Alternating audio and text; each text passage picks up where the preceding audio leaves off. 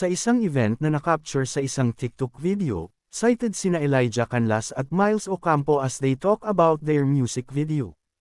Ayon sa dalawa, nagkaroon daw sila ng qualms na tanggapin ang pagbida sa nasabing video. Sad daw kasi at saksak puso ang kwento nito. Hirit pa ni Elijah, mabuti na lang daw na hindi ganoon kasad ang kwento ng pagkakaibigan nila na ikinakilig ni Miles.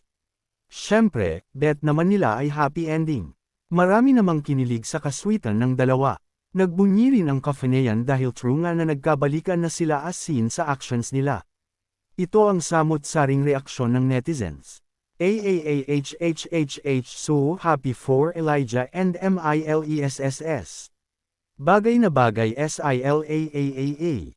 Super deserve nila isa't isa. Kinilig ako, hahaha. Ang bet kong comeback. Road to forever. At least, happy ending ang peg nila. Grabe ang pasabog ng kilig. Love is really love liar the second time around.